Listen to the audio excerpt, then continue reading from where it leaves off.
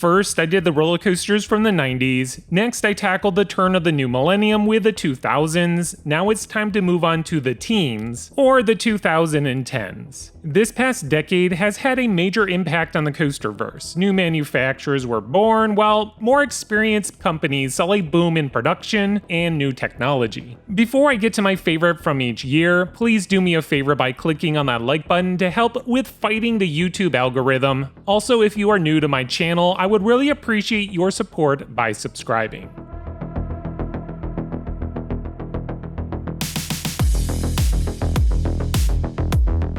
2010. Starting off with the new decade with some great selections. First, let's head on over to my hometown of Kennywood and talk Skyrocket. Built by Premier Rides, this prototype roller coaster broke from the traditional mold and features a decent launch, some exciting inversions, and one crazy drop midway through the ride. It's not the best coaster out there, but I would argue it's criminally underrated. Now we have Intimidator, or now known as Thunder Striker at Carowinds. I already did a video on this coaster a couple months back, so we don't need to continue ripping up the name, but just know I'm not a fan. The roller coaster, however, is another underrated attraction. Maybe because it stands in the shadow of one of the greatest roller coasters ever built, it gets overlooked. But Thunder Striker still has a lot of good things going for it. The ride features a ton of great floater airtime moments, even if those pesky trim brakes slow you down more than you would desire. A ride in the back row rivals many other hypercoasters by B&M. My final pick for 2010, Intimidator 305, or now known as Project 305, located at King's Dominion. This is still one of the most intense roller coasters on the planet. That first 270-degree turnaround will all but guarantee you to gray out. The sudden snappy turns while traveling over 80 miles per hour is enough to keep any thrill junkie pumped up with adrenaline. Intimate amusement rides really outdid themselves with this roller coaster creation, pushing the boundaries of what guests can handle on a thrill ride. Even though I prefer a roller coaster with good airtime, I can't ignore the sheer force that is Project 305.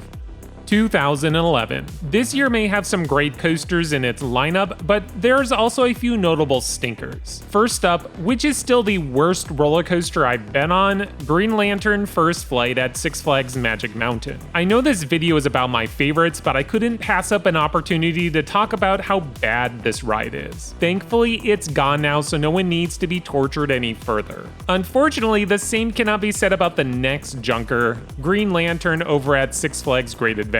I know this ride has polarizing opinions, but for me, it's an easy no.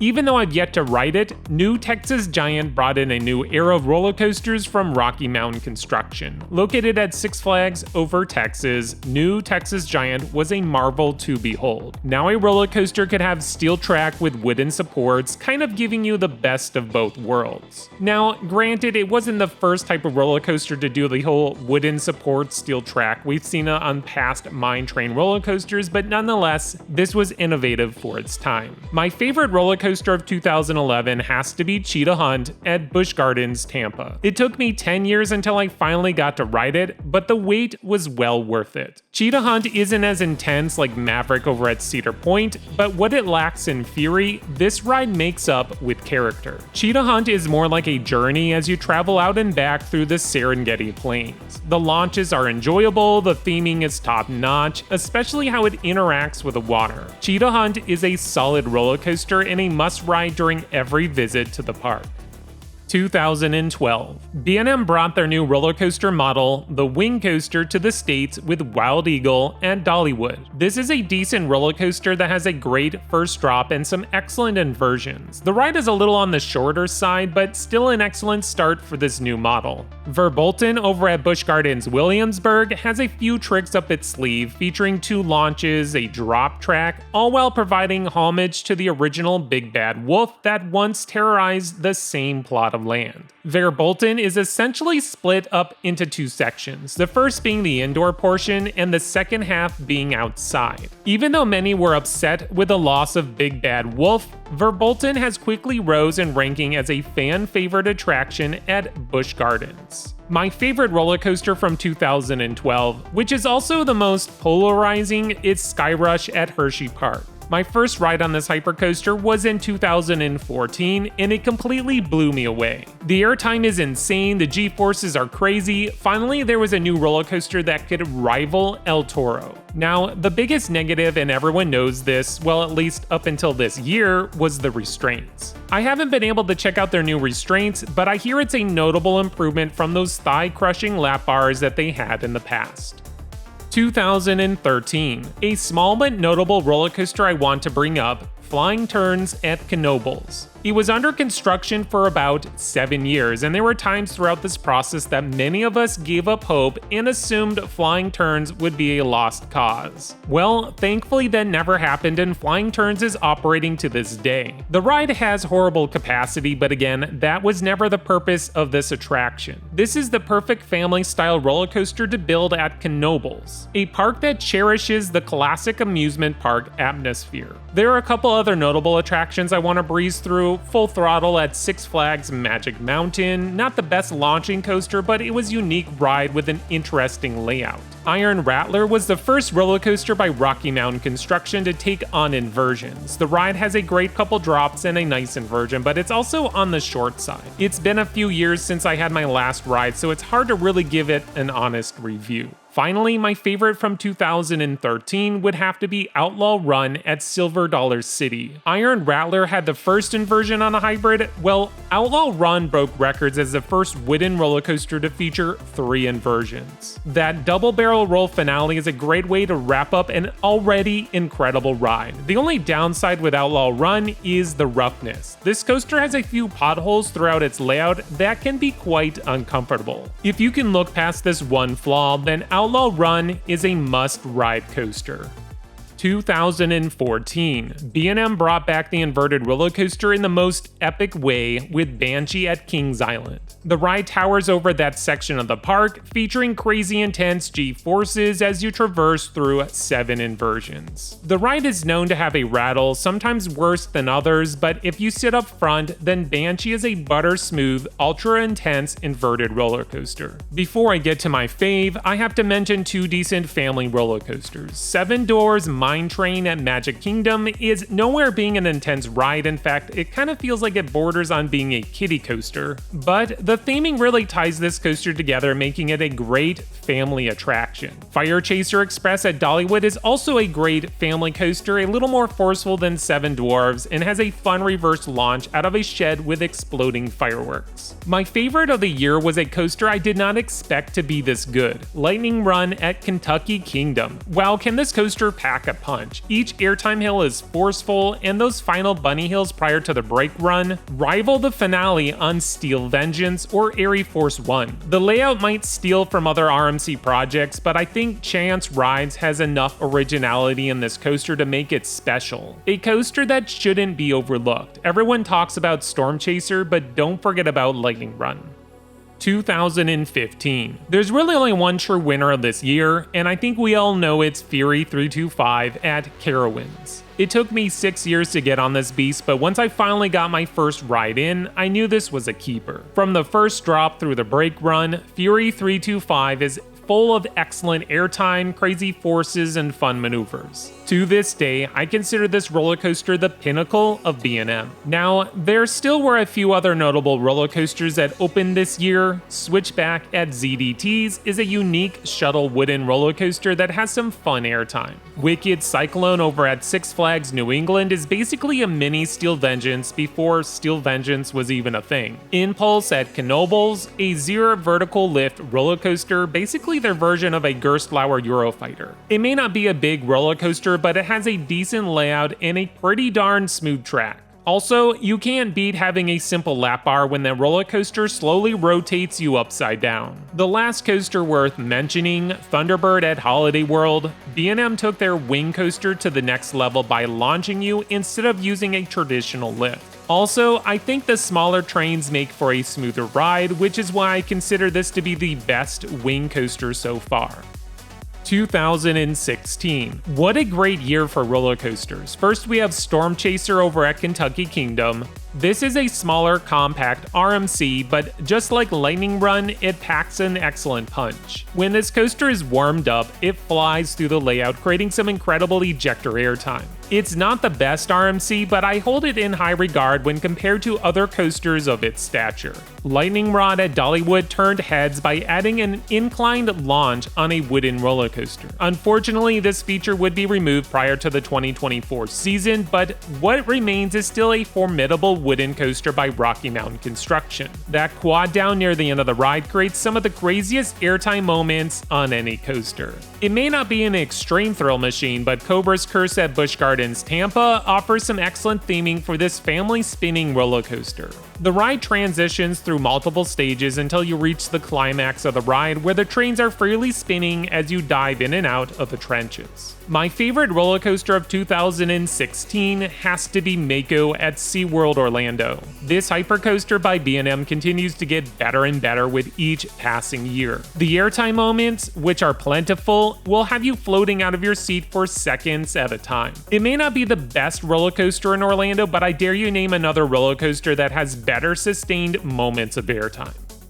2017. After a decent year of coasters in 2016, things slightly cooled off but not completely extinguishing the flame. Gale Force at Playland's Castaway Cove. This shuttle coaster may be rattly, but it packs some serious punches. Every airtime is forceful, the launches are strong, and the view of the ocean and surrounding areas is something nice to include. It's a shame that this coaster had such a rocky start, because otherwise I think we would have saw more clones of this model popping up around the country. The remaining coasters are all wooden, from Invader at Busch Gardens Williamsburg. This is a decent family wooden coaster, to Mind Blower at Fun Spot America, a ride that should have been so much greater than it is. The inversion is fun, but unfortunately most of the turns are super janky and rough. Now, the coaster did receive a retrack of steel beams. Maybe later this summer I'll get to check out this newer version to see if it can redeem itself. The best coaster of the year is no doubt Mystic Timbers at Kings Island. Sure, many of us were led astray as to what could be inside the shed. It's disappointment, everyone.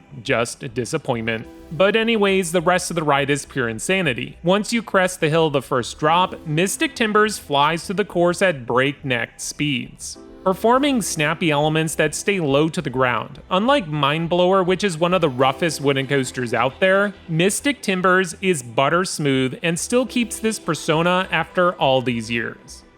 2018, the year that most of you have been waiting for. Honestly, this still might be one of the greatest years of roller coasters out there. First, let's start out with a fan favorite. It may not be my favorite of the year, but definitely one of the best. Steel Vengeance at Cedar Point. This roller coaster has more airtime than any other ride on the planet. The layout is fast-paced and loaded with tons of elements. Every moment is exciting, even the mid-course offers a nice pop of airtime as you dive back down. The whole ride is fantastic, and I have to say this was tough passing on Steel Vengeance because it's so good, but I'll hold out my favorite for another minute. RMC wasn't done with just Steel Vengeance. We also have Twisted Timbers at King's Dominion. This roller coaster continues to get better with every passing year. The airtime is great, the layout is non-stop. In fact, I'd consider some of those ejector airtime hills to be a little too much. Though not as beloved, RMC constructed Twisted Cyclone as well, located at Six Flags Over Georgia. This ride is like a shortened version of Wicked Cyclone. Even if it's the shortest RMC conversion out there, it still packs a punch with excellent elements, including my favorite, the Wave Turn. Hang Time at Knott's Berry Farm is also another solid coaster. It may not be on the same level of Twisted Timbers, Twisted Cyclone, and definitely not Steel Vengeance, but what you got is an exciting ride with a couple great moments of airtime and hang time. If only Gerstlauer can fix that rattle, this coaster would shoot up in ranking. There are a couple other throwaway names to toss out, like Slinky Dog Dash at Disney's Hollywood Studios, Oscar's Wacky Taxi at Sesame Place, and Electric Eel at SeaWorld San Diego, which is a premiere ride Skyrocket 2 clone. Now to my favorite, which if you've seen my recent top 10 favorites, this would be no surprise, Time Traveler at Silver Dollar City. Unlike most coasters where the biggest variation comes from riding near the front or the back of the train, on Time Traveler, it doesn't matter where you sit, it all comes down to how much your car spins. Time Traveler is a mock ride extreme spinning roller coaster. Every time you ride this coaster, you get a slightly different experience. Maybe you'll be taking that first vertical drop out of the station backwards or flipping sideways as you roll through that corkscrew. The variations are endless, which brings me back in line time after time. 2019. Where do I start? Maybe not as good as the coasters from 2018, but some solid contender. Steel Curtain at Kennywood broke records with the tallest inversion and most inversions in the United States. Unfortunately, its operations haven't been up to snuff. The coaster is currently closed for the entirety of 2024. Nickelodeon Universe at American Dream Mall opened this year, which brought about a few coasters. I would love to sing praises of TMNT's Shellraiser, but that coaster can be quite a headache. The rattle gets quite nasty during the first and second half of the ride, so like the whole ride I guess. Shredder and Nickelodeon Slime Strike are nothing special but nice filler coasters. Carowinds opened Copperhead Strike, a multi-launching roller coaster by Mock Rides. This coaster has a lot of solid elements, including a JoJo roll right out of the station. Many of the inversions, including the cutback and vertical loop, provide some solid hang time. Also, there's a couple strong bursts of airtime to keep the variety flowing. It's not my favorite of the year, but a worthy contender. My favorite, because I love heavily themed attractions, Hagrid's Magical Creatures Motorbike Adventure at Universal Studios Islands of Adventure. This ride has more launches than any other coaster on the planet, with 7. The ride, which was the most expensive coaster for its time, cost a whopping $300 million. The intensity may be more in line with a family coaster, but it's the theming atmosphere that will keep you getting back in line. Harry Potter is still a hot IP, and the popularity of this attraction proves it. Well, that wraps up the 2010s. In a couple months, when I get on a few more 2024 roller coasters, I might drop another video covering the last 5 years, but until then, feel free to check out my favorites from the 90s and the 2000s. Until next time, this is X Scream Thrills.